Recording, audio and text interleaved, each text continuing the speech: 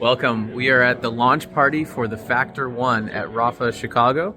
I'm here with my favorite Rafa employee, Aiden. How's it going?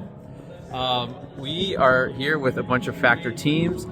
Dragon Spline, the local Chicago bike shop, is hosting this event. And we don't have four Factors to choose from. We have 3 Ostrovams and 1 Factor 1. Here's the main show, but I want to walk through. We have a Legion Factor bike with Campy 13 speed. Looks amazing. The Racing Miku with scope wheels for the boys.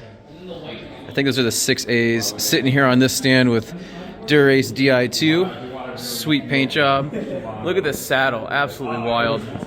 And then finally, the new American bike racing team. Completely just forgot their name, but we have their build here. We got full force, 52 tooth front. That's pretty solid, bigger than mine. Forest rear. This thing's ridden. I wonder whose bike it is. Super cool. Raw carbon into a nice mulberry fade. But that's not why we're here. We're here to look at the Factor 1. And here we are, the new Factor 1 in the Silverstone paint job. And we're just going to run through some of the quirks and features and some up-close views of this bike. It's also because the combination of the blurring. So this is a Dragon Spline of Chicago build. We have full SRM carbon components, carbon tie brake rotors, carbon tie chain rings. I know I'm just talking with everyone else in the background. This is really weird. But this is one of the weirdest features, the 20-degree angled brake rotor, which gives it a nice faired appearance. I think one of the interesting views is from above, what a rider would actually see. SLR saddle. This is the 30 mil setback. We also have the 0-degree setback right next to it. Super cool. We have Pirelli 30 millimeter tires on here, and let's look at the rear end. It's got a little bit of space, I'd say less than a centimeter between the back of the seat stay, but it's pretty tight in there. Like, you're not getting a finger in there. So 30 mil is what I would go max on this, and I think Jesse Coyle, this on the Nero show today, kind of explained that well. But this is a super nice build, Di2, UDH compatible. From the rear, super nice. Then compared to the Ostrovam front,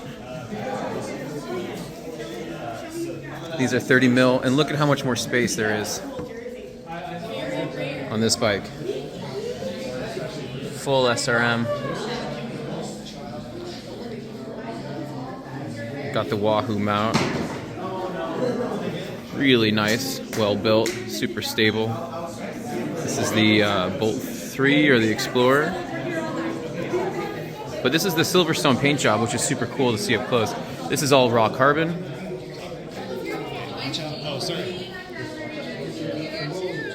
And then here's the front view of the fork. Asymmetrical, pretty crazy looking. But your tire clearance isn't here. It's actually the down tube for sure.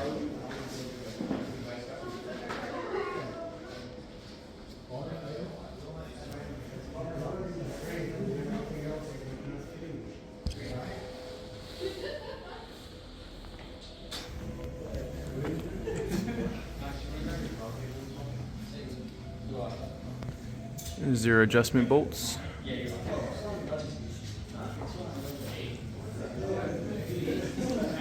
Super tiny. Can put my fingers all the way around it without touching this part.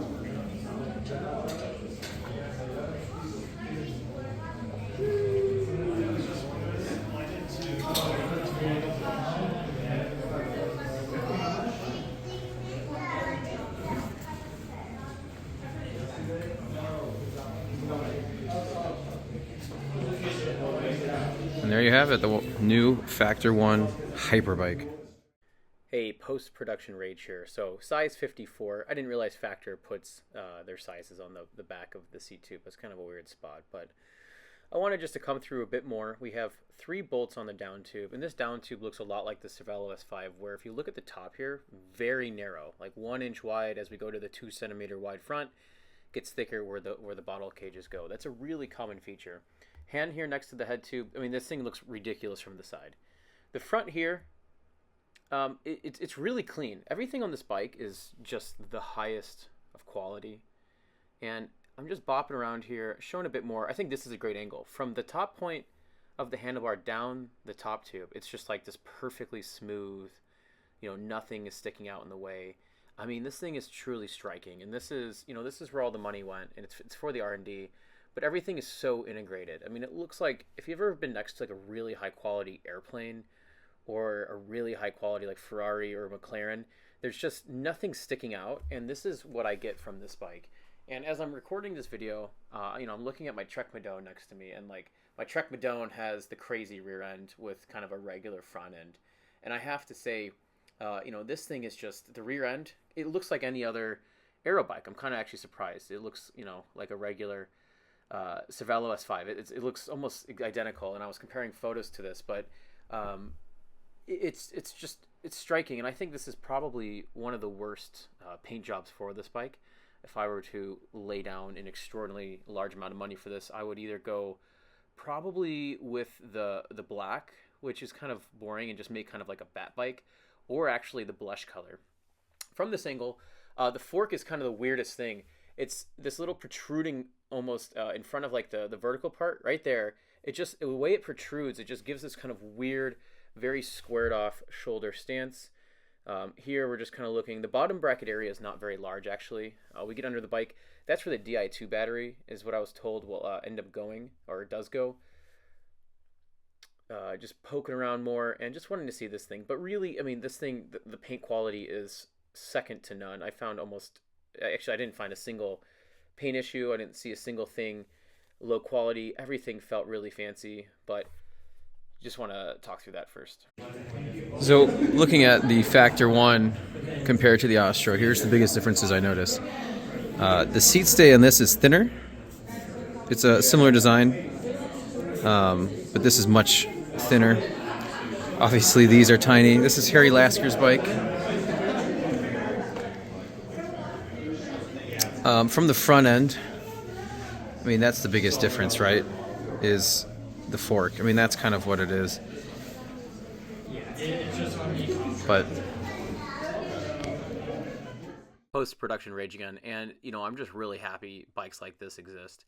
I mean, this is the view that matters. We have the crazy handlebars just like the Y1RS. We have the pencil thin front. If the tire wasn't there, you wouldn't even be able to see this thing. The lower forks, the asymmetrical design, the kind of fairing that kind of blends into the brake rotor. I'm sure they gained a watt there, but I'm just really glad things like this exist, and we do have a class of hyperbikes. I disagree that saying this isn't a hyperbike. This thing costs $7,000 USD or more for the frame. We have the Cervelo S5, we have the Y1RS, a variety of other bikes out there, but this is truly a different class, and I disagree that Chinese bike's a hyperbike. That's just whatever. So thank you, Factor, for bringing this out. Thank you, Dragon Spline, for bringing 4 Factors out, including this new Factor 1, and Rafa for Chicago for hosting and providing pizza and drinks, and Dragon Spine also gave away a free Wahoo, so that's super nifty. So thanks so much. This is my first ever bike, quirks and features. So thanks so much. Talk soon.